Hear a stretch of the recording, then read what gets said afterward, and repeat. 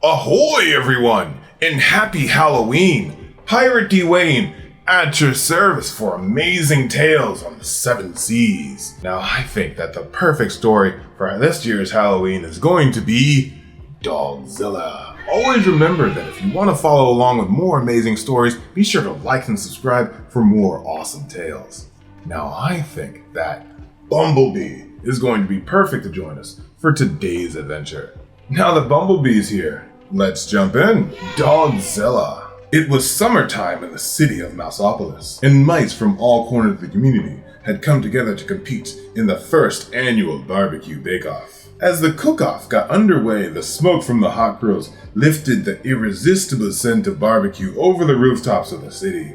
A gentle wind carried the mouth-watering smell into the distance, right over the top of the ancient crater. Before long, a strange and mysterious sound was heard. Sniff, sniff, sniff, sniff. Sniff, sniff, sniff, sniff, sniff. All at once, the volcano began to tremble. And suddenly, from the very depths of the earth, came the most terrifying creature ever known to mouse kind, the dreadful Dogzilla. Immediately, soldiers were sent out to stop the mighty beast. The heroic troops were led by the brave commander officer, the Big Cheese. All right, you old flea bag, squeaked the Big Cheese. Get your paws in the air. You're coming with us. Without warning, the monstrous muff breathed her horrible breath onto the mice. Doggy breath, screamed the soldiers. Run for your lives. Hey, come back here, shouted the Big Cheese to his troops. What are you, men or mice? We're mice, they squeaked. Said the Big Cheese. You're right. Wait for me. The colossal canine followed the soldiers back to Mouseopolis, licking up all of the food in her path. Afterward, Dogzilla wandered into the city streets, doing those things that come naturally to dogs. Dogzilla chased cars right off the freeway. Dogzilla chewed furniture in the furniture store as well. And Dogzilla dug up bones at the Museum of Natural History. Meanwhile, the Big Cheese had organized an emergency meeting with one of the city's greatest scientific minds, Professor Scarlet O'Hare. Gentle mice, said Professor O'Hare. This monster comes from prehistoric times and is perhaps millions of years old. Maybe we could teach it to do something positive for the community, suggested the Big Cheese. I'm afraid not, said Professor O'Hare. You simply can't teach an old dog new tricks. If we're going to defeat this dog, we've got to think like a dog. We've got to find something that all dogs are afraid of. Something that will scare this beast away from Mouseopolis forever.